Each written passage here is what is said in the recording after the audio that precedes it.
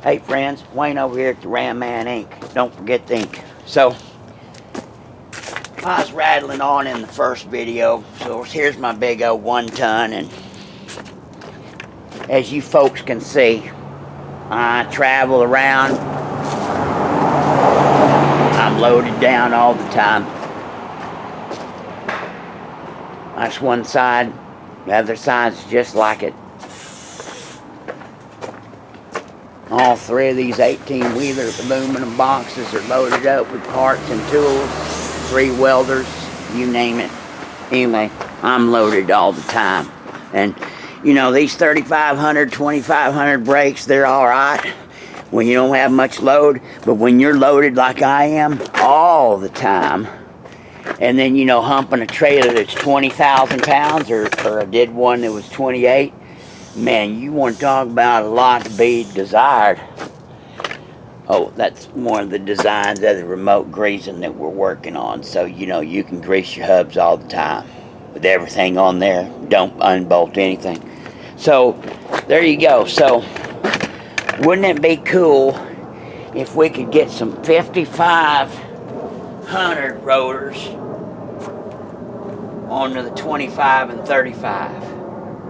That big old 55 rotor, it dwarfs that, well, you know, that's 13, well, 14 and 8, 15 and a quarter. So that's a drastic difference.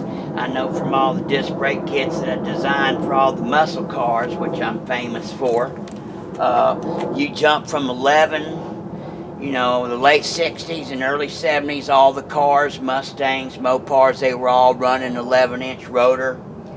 The bigger cars were running 1175, and then in 73 almost everybody went to 1175 rotor, and then they just started getting bigger and bigger as time went on. But that's about a 20% difference, 3/4 of an inch.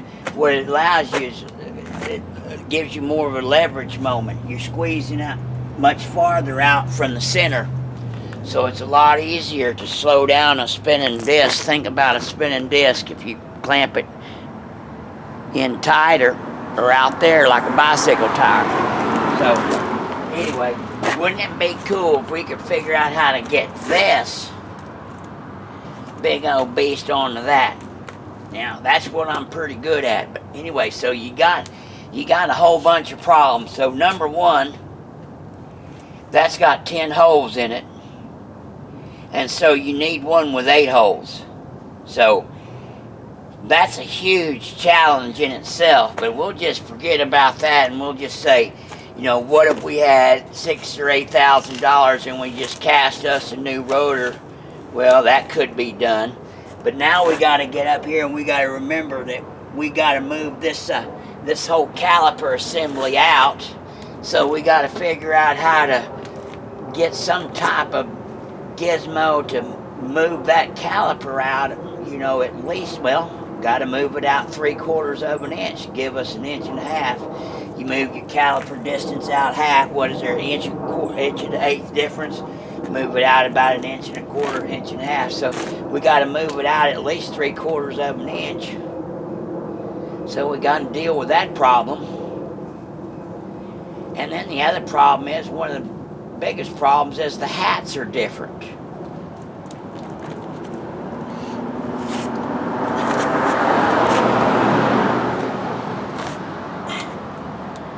The difference in the 2 hats is 350 thousandths, 1/3 of an inch.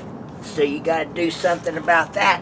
Even if you did have that in the right 8-lug configuration, slamming that on, it'd slam on, it'd go on another 350 thousandths. Then we're moving that on top of that.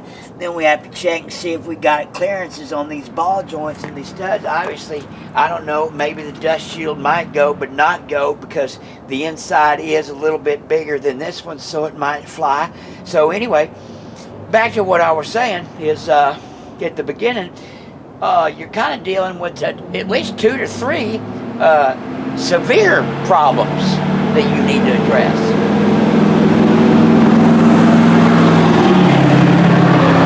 So,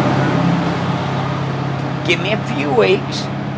Here it is, the beginning of December 2021.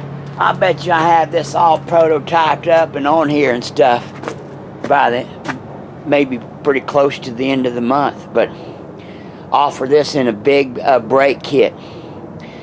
Come with so if you're gonna put big brakes on your buggy and you're gonna spend the money and stuff and get your little kit, then you need to figure out that you need the best that you can do. So we need us a rotor like this, a 5500 rotor that's drilled and slotted and zinced with an 8-inch 8-lug pattern, 8 on 6.5, with an 8-lug pattern that'll slide onto there. And that's all we need. Huh. Where's Santa at? Santa, I need a rotor, Santa. Slip on there. Sure do. But anyway, we're going to see if Santa shows up. Maybe Santa will show up and we'll have the first ever big rotor kit for the Dodge 2500 and 3500s. At least from, well, probably from about 2010 up. So you'll be able to bolt them 5500 rotors kit up on there. Holy kit, man. Got me excited. God bless you. God bless America. And happy trucking.